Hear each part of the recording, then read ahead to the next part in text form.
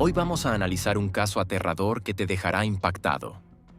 Así que mira este video hasta el final.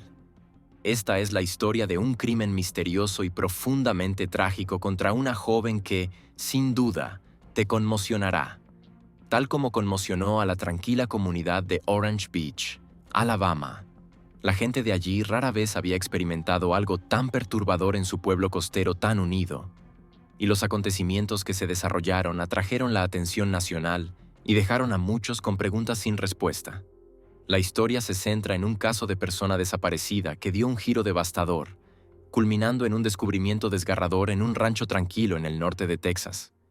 El 19 de mayo de 2016, el jefe de policía finalmente llevó la tan esperada, pero terrible, noticia a la familia de Jesse Bardwell, de 27 años, quien había desaparecido en circunstancias preocupantes. La llamada llegó a su padre, Gary Bardwell, quien ya había pasado incontables noches sin dormir, temiendo no volver a ver con vida a su hija. El jefe habló con cautela, dando la noticia con un profundo pesar en su voz. «Lo siento, señor. Hoy será un día difícil para su familia. Lamentablemente, no esperamos encontrar a su hija con vida, pero tenemos información sobre dónde podría estar». Pero antes de que la policía se comunicara con el padre de Jesse, Gary, un informante anónimo, los llamó el día anterior y proporcionó información crucial sobre la posible ubicación del cuerpo de Jesse. Tras recibir esta angustiante actualización, un equipo compuesto por detectives experimentados, junto con agentes del FBI y oficiales de la policía local, se dirigió a un rancho remoto en Farmersville, al norte de Texas. A medida que el día se convertía en noche, el grupo llegó a los terrenos del rancho e inmediatamente comenzó una búsqueda en la zona boscosa circundante. La oscuridad caía, y los mosquitos y la espesa maleza hicieron que la búsqueda fuera agotadora. Sin embargo, los oficiales continuaron, guiados por linternas y un sentido de determinación sombría. Pronto tropezaron con un pequeño trozo de metal oxidado, parcialmente oculto por hojas y escombros. Esta cubierta improvisada ocultaba algo. El olor a descomposición llenaba el aire húmedo, dejando claro que no se trataba de un hallazgo ordinario. Al otro lado de la cubierta metálica yacía el cuerpo sin vida de una mujer, envuelto en una sábana azul desgastada. Los restos estaban parcialmente ocultos bajo una manta descolorida y dos toallas rojo-doradas manchadas con lo que parecía ser sangre seca.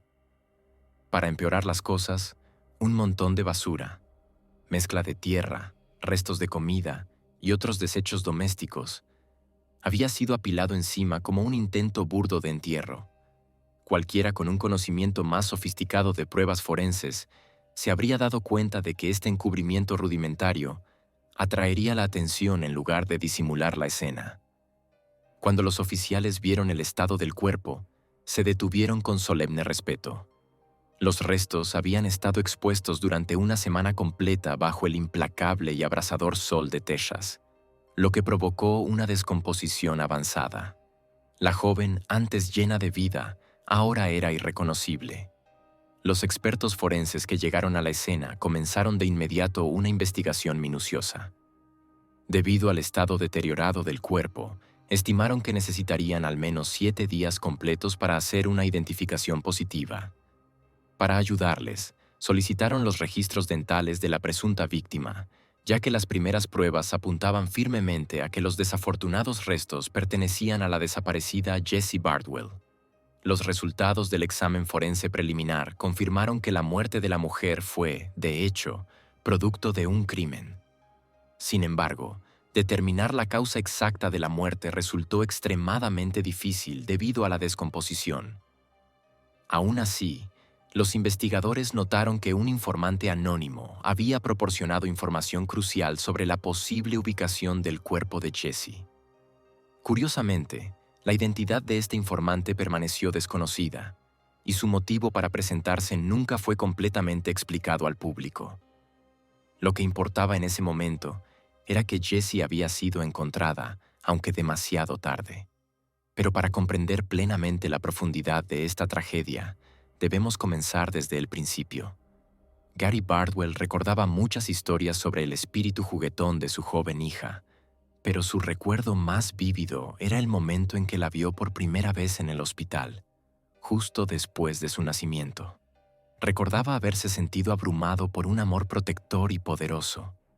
Jessie, tan pequeña y delicada, capturó su corazón de inmediato, y desde ese día, Gary sintió que el propósito de su vida era proteger y apoyar a su pequeña.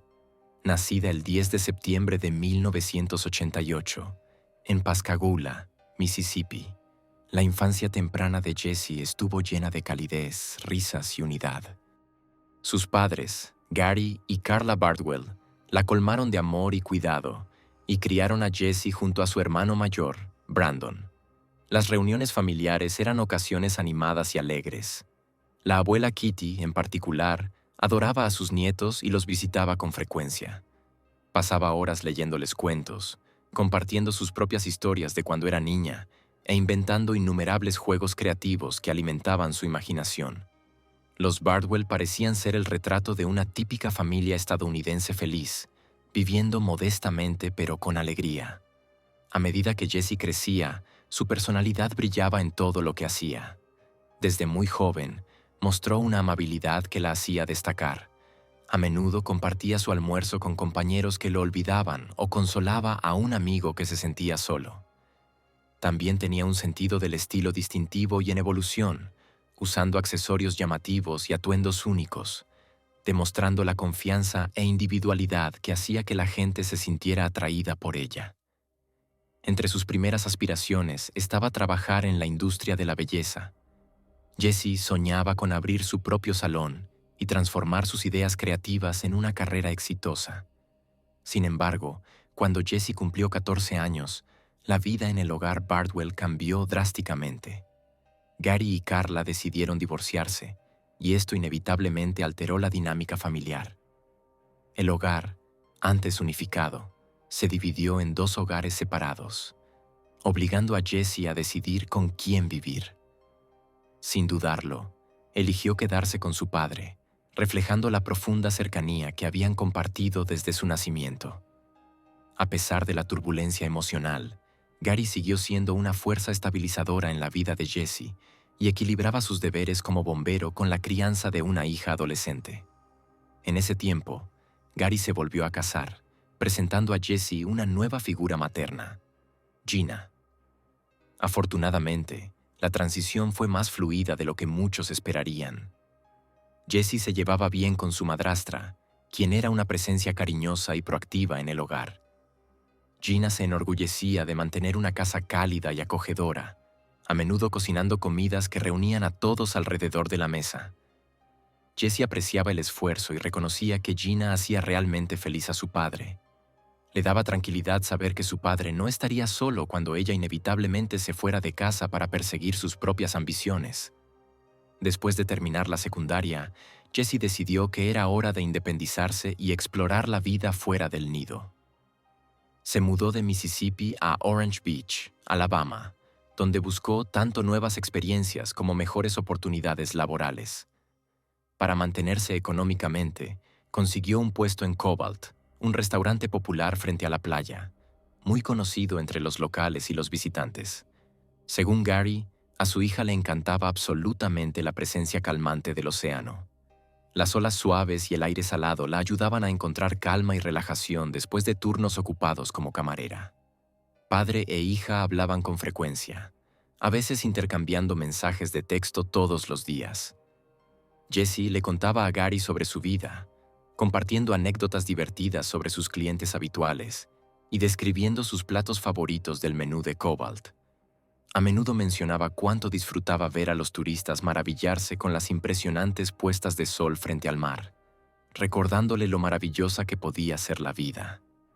Cuando él visitaba a Jessie en Orange Beach, a menudo salían a navegar en las cálidas aguas del Golfo y pasaban horas tranquilas pescando juntos. Esta era una tradición muy apreciada por ambos, recordándoles el fuerte lazo que compartían. Durante esas visitas, Jessie le mostraba la animada escena costera, y a cambio, él tocaba su guitarra siempre que tenía la oportunidad. Kimberly Avery, la gerente del restaurante donde trabajaba Jessie, y una de sus amigas más cercanas, Estaba especialmente conmovida por la dinámica amorosa y de apoyo entre padre e hija. Supo que el padre de Jessie no solo era un servidor público retirado, sino también un músico talentoso que en sus últimos años encontró tiempo para dedicarse plenamente a su arte. De hecho, cuando Gary, el padre de Jessie, se retiró, se dedicó por completo a perfeccionar su técnica con la guitarra y a componer canciones emotivas, a menudo inspiradas en la vida familiar y en las personas que quería. Una vez que su talento se hizo más conocido, lo invitaban con regularidad a actuar en el lugar de trabajo de Jessie, un local animado y popular que recibía tanto a residentes como a turistas. De hecho, Gary se convirtió en una especie de figura habitual allí, conocido por sus interpretaciones conmovedoras y su comportamiento afable. Pronto la gente lo reconoció no solo como el padre de Jessie, sino también como un músico con talento genuino, pasión y aptitud para que la audiencia se sintiera a gusto. Con el tiempo, el restaurante incluso colocó una pequeña placa personalizada en una de las mesas, reservada de forma no oficial para él siempre que decidía pasar por allí. Más tarde, Kimberly confesó a sus amigas que admiraba profundamente la relación entre Jessie y su padre. Él no era simplemente un padre, sino también un amigo. Alguien con quien Jessie podía reír, confiar y apoyarse para recibir ánimo. Jessie no perdía oportunidad de apoyarlo cada vez que él tocaba su música. Recogía las propinas que él ganaba en cada presentación, guardándolas con la esperanza de usar ese dinero para su futura matrícula universitaria y para perseguir su sueño de abrir un salón. Aunque trabajaba duro como camarera, Jessie siempre mantenía la vista en la meta: construir una vida que hiciera sentir orgullosa a su familia. En el trabajo, Jessie conoció a un joven bondadoso llamado Terry Ellis, que también trabajaba allí como camarero. Su profesión compartida les brindaba muchas oportunidades para conversar y conectar, ya fuera corriendo para atender grupos numerosos o limpiando mesas al final del turno. En pocas semanas, su amistad floreció en un romance y pronto se volvieron una pareja estable. Quienes los observaban notaron lo cómodos y relajados que se veían juntos. Terry era gentil, considerado y rápido para ofrecer ayuda siempre que Jessie lo necesitaba. Algunos pensaban que eventualmente podrían mudarse juntos o incluso comprometerse, dada la armonía que parecían tener. Sin embargo, el destino intervino en una reunión social una noche. Jessie conoció al amigo de Terry, un individuo carismático e intrigante llamado Jason Lowe, a veces escrito como Lowe. Jason era sorprendentemente atractivo, bien arreglado, y emanaba un encanto confiado que capturó la atención de Jessie casi de inmediato. En poco tiempo, Jessie quedó completamente enamorada. Todos a su alrededor se sorprendieron de lo rápido que parecía haberse rendido ante él, como si estuviera cautivada por una energía nueva y arrolladora. Tras sopesar cuidadosamente sus sentimientos, Jessie decidió que ya no podía quedarse con Terry, a pesar de que la relación había sido fluida. Ella y Terry se separaron en términos relativamente buenos, sin grandes discusiones o resentimientos persistentes. Sin embargo, estaba claro que la vida de Jessie estaba a punto de dar un giro dramático. El nuevo novio, Jason, indudablemente tenía cualidades que atraían a Jessie. Tenía 2 títulos universitarios, hablaba elocuentemente y contaba con un empleo prometedor en el sector tecnológico. Su manera cortés impresionó a muchos al conocerlo, aunque algunos se preguntaron si su exterior refinado podría ocultar una naturaleza más controladora o reservada. Para Jessie, la atracción de un futuro con Jason se sentía como un boleto hacia toda una nueva existencia. Con el fin de ser atento y generoso, él prometió ayudarla a concretar su sueño de toda la vida, de abrir su propio salón si ella lo seguía en su ambiciosa trayectoria profesional. Eventualmente, Jason anunció que necesitaba trasladarse de Alabama a Dallas, Texas, para aceptar un empleo lucrativo en la industria tecnológica, uno que aparentemente ofrecía un salario competitivo y amplias oportunidades de avance. Para Jessie, la idea de mudarse a una gran metrópolis con vida intensa sonaba emocionante, más como una aventura que como un riesgo que cambiaría su vida. Sin embargo, como luego relató su amiga Kimberly, Jessie se sentía en conflicto por dejar a su padre solo por mucho tiempo. Estaba preocupada de que Gary se sintiera decepcionado o abandonado. A pesar de estas dudas, su optimismo juvenil y determinación por iniciar un nuevo capítulo prevalecieron. Planeó su partida en secreto, consciente de que Gary podría oponerse con fuerza si sabía de su plan de mudarse con un hombre que nunca había conocido. Durante su última Navidad juntos, Gary no observó nada extraño en el comportamiento de Jessie. Ella estaba tan alegre como siempre, reía fácilmente y participaba en todas las celebraciones familiares. De hecho, su estado de ánimo desenfadado tranquilizó a todos, y nadie sospechó que estaba planeando desarraigar por completo su vida. Gary, quien siempre velaba por su hija, notó que ella no mostraba signos de angustia alguna. Solo después la familia se dio cuenta de que ella había estado ocultando sus temores respecto a la posible desaprobación de su padre. En el plazo de 1 o 2 meses, la joven de 24 años se encontraba en Richardson, un suburbio de Dallas. Jason acondicionó su oficina en casa para trabajar de forma remota, mientras Jessie exploraba nuevas oportunidades laborales en la zona, especialmente las que podrían conducir eventualmente a que ella dirigiera su propio salón. La pareja hablaba con entusiasmo sobre la posibilidad de comprar una casa en Texas, establecerse y comenzar una vida que cumpliera con sus ambiciones. Se mencionaron planes de matrimonio, aunque no se fijó una fecha oficial. Sin embargo, a medida que Jessie se instalaba en su nuevo entorno, su relación con su padre sufrió un cambio significativo. Las llamadas y mensajes frecuentes se redujeron gradualmente, hasta casi desaparecer. Gary se inquietó cada vez más cuando pasaban días y semanas sin recibir ninguna noticia de ella.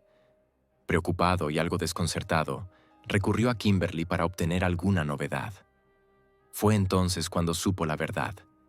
Jessie se había mudado a otro estado con su nuevo novio. Sorprendido y dolido, Gary, no obstante, se propuso mantener el contacto con su hija. Cuando intentó comunicarse, descubrió que Jason parecía controlar todos los canales de comunicación. El teléfono de Jessie pasaba directamente al buzón de voz y los mensajes quedaban sin respuesta durante largos periodos. En las ocasiones en que Gary lograba hablar directamente con Jason, le decían que Jessie llamaría, pero a menudo ella nunca lo hacía. Este patrón le pareció a Gary tan inquietante como manipulador. También supo que cuando Jason permitía que Jessie hablara con su padre, él se mantenía cerca, lo cual daba la impresión de que la conversación era supervisada. Meses después, la pareja visitó Pascagoula y Gary finalmente tuvo la oportunidad de conocer a Jason cara a cara. Aunque Jason se comportó cortésmente, el padre percibió una tensión subyacente. Algo en Jason lo inquietó. Una sensación intangible de que ese hombre no era lo que decía ser. Gary intentó persuadir a Jessie de que se quedara en el hogar de Mississippi y reconsiderara regresar a Texas. Expresó sus profundas reservas, admitiendo que no confiaba en las intenciones de Jason. Jessie, sin embargo, insistió en que estaba bien y parecía tan segura como siempre de sus decisiones. Abrazó a su padre con más fuerza de lo habitual antes de irse, lo cual generó aún más alarmas en la mente de Gary. A pesar de su tranquilidad exterior, el padre luego relató una clara corazonada de que algo andaba muy mal.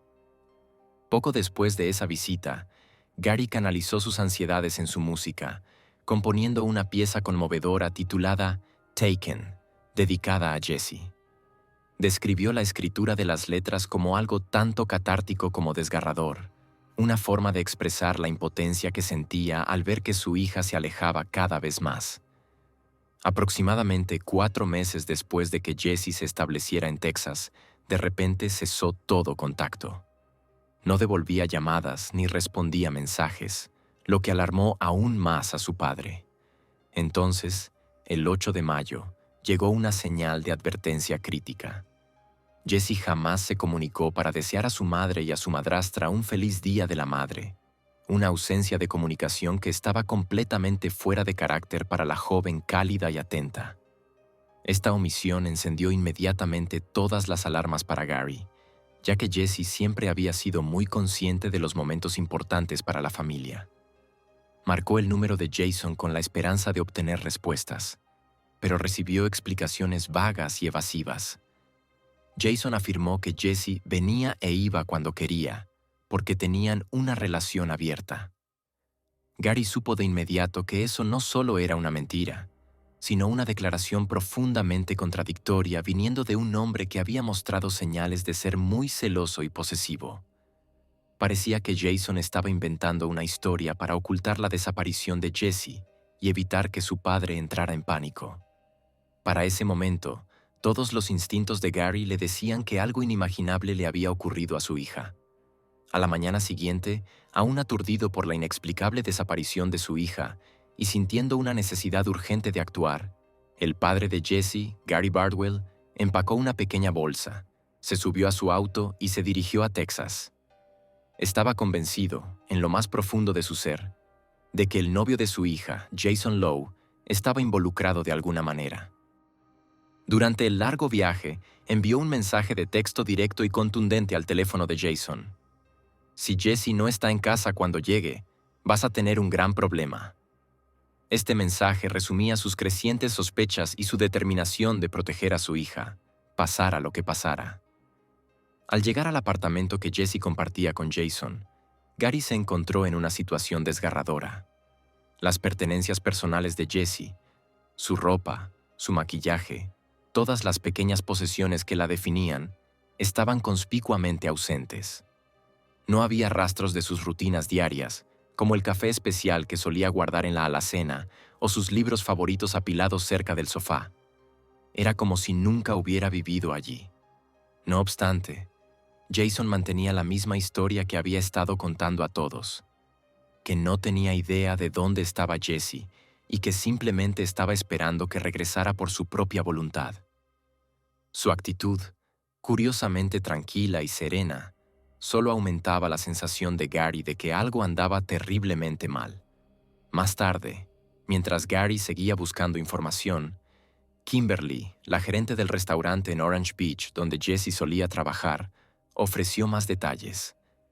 En algunos momentos breves de conversación privada, Jesse le había confiado en voz baja que los hábitos de gasto personales de Jason estaban completamente fuera de control. Supuestamente gastaba grandes sumas de dinero en sustancias ilícitas y noches de fiesta, desperdiciando fondos que antes había prometido usar para ayudar a Jesse a hacer realidad su sueño: abrir su propio salón. Con el tiempo, se volvió evidente que Jason no era en absoluto la persona que aparentaba ser en público. De hecho, los intentos de Jesse por mantener la apariencia de una relación amorosa y armoniosa ocultaban el comportamiento grosero y agresivo de su novio a puerta cerrada. Kimberly confesó que Jesse soportaba muchas discusiones con Jason, quien a menudo convertía sus disputas privadas en algo desagradable. Ante la desaparición de Jesse y sin un camino claro a seguir, Gary se dirigió al departamento de policía de Richardson para presentar un reporte de persona desaparecida. Allí entró en contacto con el detective Hiram Hale, un hombre de familia y padre de 3 hijas. El detective, al comprender personalmente el vínculo protector entre padre e hija, entendió de inmediato la gravedad de la situación. Decidido a descubrir la verdad sobre lo que le había sucedido a Jesse, lanzó una investigación exhaustiva. El tiempo era crucial y las autoridades no lo desperdiciaron. Interrogaron a Jason Lowe varias veces y realizaron un minucioso registro del apartamento, con la esperanza de encontrar alguna pista sobre el paradero de Jesse. Durante estas entrevistas, Jason ofreció una cronología que, según él, explicaba la desaparición de Jesse. Dijo a los detectives que la última vez que la vio fue el 8 de mayo, alrededor de las 10 de la mañana. Según él, ella había salido de su casa sin decir mucho y posiblemente se había ido a visitar a sus padres. Insistió en que, a pesar de los sentimientos fuertes que compartían, su relación era casual y sin compromiso. Afirmó que no tenía deseo ni razón para monitorear cada uno de sus movimientos. Sin embargo, esta descripción de un novio relajado y despreocupado contradecía la información que los investigadores estaban recopilando de amigos, familiares e incluso de pequeños detalles dentro del apartamento. Pronto salió a la luz que Jesse ni siquiera tenía ya un auto propio. De hecho, había vendido su Acura 3 semanas antes de su desaparición, una transacción que el propio Jason supuestamente había presenciado. Esta contradicción evidente encendió inmediatamente las alarmas para el detective Hale y su equipo. Si Jesse había vendido su auto, ¿cómo pudo haberse ido manejando la mañana del 8 de mayo como afirmaba Jason? Ante esta discrepancia, la policía decidió presionarlo nuevamente el 12 de mayo, decididos a profundizar y descubrir la verdad. Un registro posterior del apartamento de Jason trajo descubrimientos nuevos y perturbadores. En la cocina, los oficiales encontraron un plato con un polvo blanco sospechoso. Las pruebas pronto confirmaron que era una sustancia prohibida, lo que aumentó las preocupaciones en torno a Jason Lowe. Sin embargo, aún más crucial fue la decisión de la policía de investigar el garaje y el vehículo propiedad de Jason. Inicialmente, Jason trató de argumentar que el garaje era un espacio compartido que requería el permiso de otras personas para entrar, pero finalmente permitió que se realizara el registro, tal vez al darse cuenta de que no tenía base legal para negar el acceso. En el momento en que los detectives entraron al garaje, notaron que el Audi de Jason estaba salpicado de lodo y parte del parachoques parecía estar gravemente dañado, como si hubiera sido arrancado con fuerza. Esto inmediatamente provocó escalofríos entre los investigadores, ya que planteaba la posibilidad de que el auto hubiera sido conducido fuera de carretera, tal vez en un intento por deshacerse de algo o de alguien. La policía también detectó un olor inconfundible a descomposición. Al profundizar en la búsqueda, las autoridades abrieron la cajuela, donde encontraron el parachoques roto y lo que parecían ser manchas oscuras, posiblemente sangre. Cuando se aplicó una sustancia especial a base de luminol en las superficies del maletero, esta reaccionó brillando en azul, una señal clásica de residuos de sangre. Aún peor, el patrón y la cantidad de sangre sugerían fuertemente que Jessie Bardwell había sido gravemente herida. O peor, el padre, quien había sido mantenido al tanto de cada hallazgo, apenas podía contener su angustia. La policía presionó a Jason para obtener explicaciones, pero sus excusas se volvían cada vez menos coherentes. Afirmó vagamente que había estado buscando a Jessie y que había quedado atrapado con el auto en el lodo, enganchando el parachoques en un arbusto. Sin embargo, no pudo dar una razón sensata para las manchas de sangre en la cajuela. Tampoco aclaró cómo terminó el polvo blanco sospechoso en su cocina. Una vez que los expertos forenses confirmaron que la cantidad de sangre encontrada en el auto era lo suficientemente significativa como para indicar daño fatal, la investigación tomó una nueva dirección. El caso de Jessie, que antes se trataba como una desaparición, fue oficialmente reclasificado como homicidio. La policía, temiendo que el principal sospechoso pudiera huir, decidió arrestar a Jason Lowe por cargos de tráfico de sustancias ilegales, lo que al menos les permitió mantenerlo bajo custodia y continuar reuniendo evidencia en el caso de la desaparición de Jessie. Durante los interrogatorios, Jason se aferró a su versión. Insistía en que estaba siendo incriminado y afirmaba no saber nada sobre el destino de Jessie. Cuando los investigadores le mostraron una fotografía de Jessie en días más felices, la miró con una inquietante falta de emoción, negándose a arrojar luz sobre lo que realmente le había sucedido.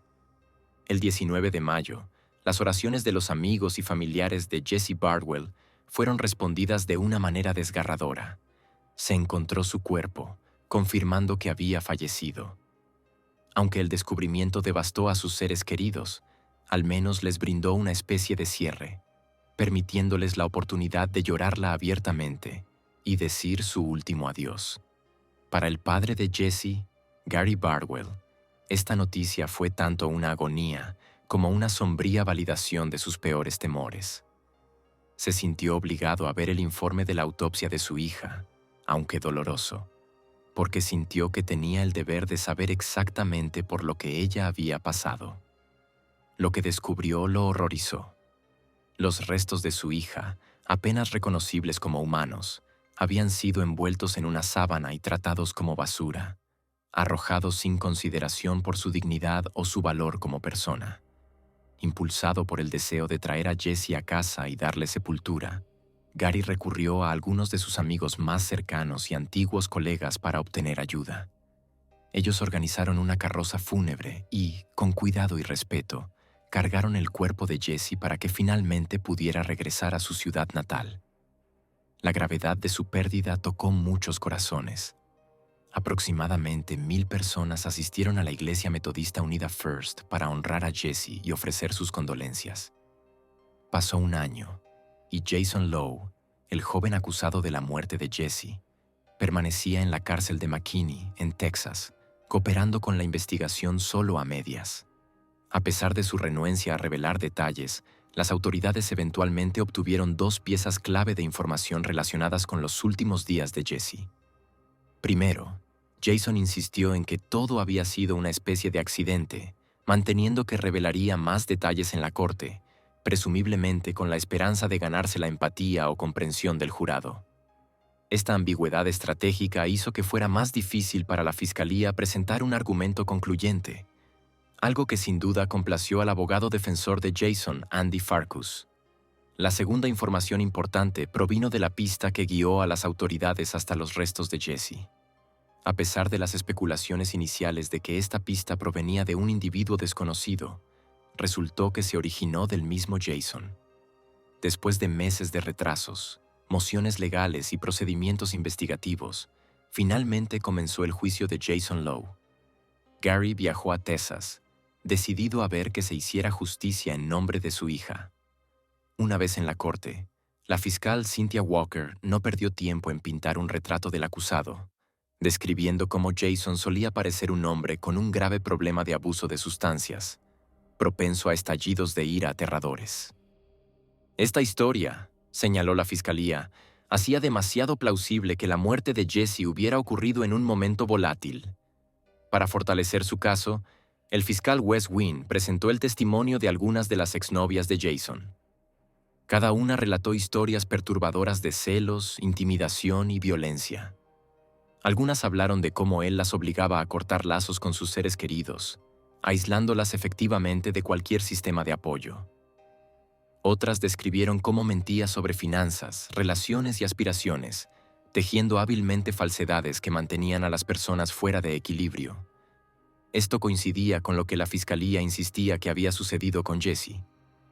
Estas otras mujeres lograron escapar, aunque no fácilmente, y a veces solo empleando subterfugios elaborados o planeando en secreto. Para muchos en la sala del tribunal, escuchar estas historias reveló la naturaleza peligrosamente manipuladora oculta detrás del encantador exterior de Jason. Lowe, en respuesta, intentó mostrar remordimiento y atribuir su comportamiento a un pasado problemático.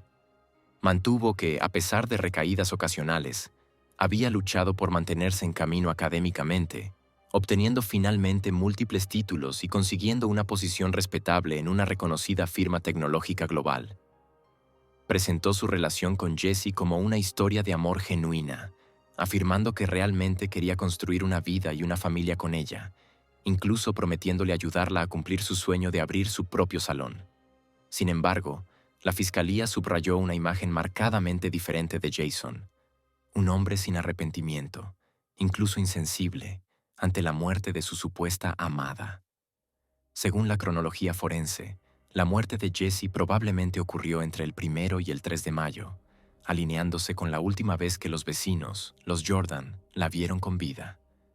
Los investigadores concluyeron que una acalorada discusión entre la pareja culminó en la pérdida de la vida de Jesse, ya sea por violencia directa o por circunstancias que la defensa convenientemente llamaría un accidente. En lugar de llamar a una ambulancia o notificar a las autoridades, Jason, al parecer, arrastró su cuerpo al garaje, colocándola en el maletero de su Audi. Permaneció en ese estado macabro durante varios días. El maletero contenía un extenso residuo de sangre, confirmado por pruebas forenses como perteneciente a Jesse. Surgió una revelación aún más escalofriante. Jason había envuelto el cadáver de Jesse en una de sus propias sábanas, parte de un juego de cama que aún estaba en su cama cuando los oficiales registraron su casa. Incluso después de dejar el cuerpo de Jesse en el Audi, evidentemente no tuvo reparos en dormir sobre las mismas sábanas de las cuales había tomado una para envolverla. Para empeorar las cosas, su vida personal después de la muerte de Jesse estuvo lejos de ser sobria. Continuó reuniéndose con otras mujeres, manteniendo relaciones sexuales y enviando fotos explícitas. Acciones que explicó diciendo que intentaba distraerse de la tragedia y usaba sustancias para adormecer su conciencia.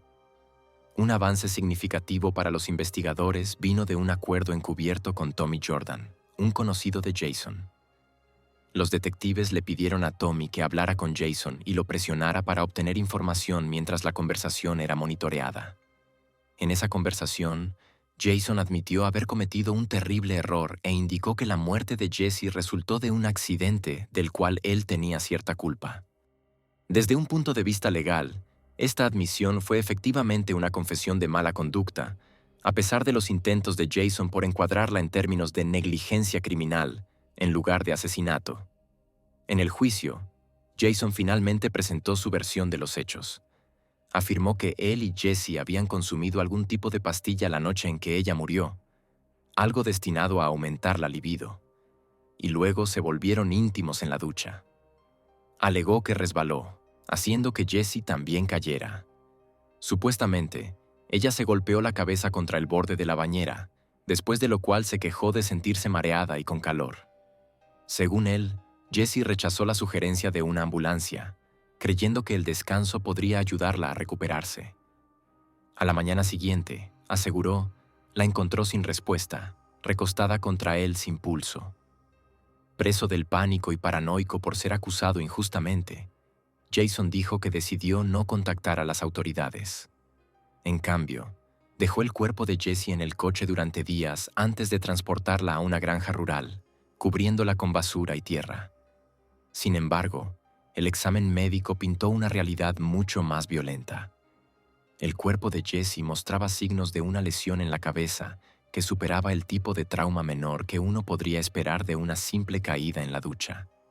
Además, tenía otras heridas que los expertos forenses interpretaron como signos de agresión física. La conclusión fue clara. La historia del accidente estaba llena de contradicciones y detalles improbables destinados a minimizar la responsabilidad de Jason.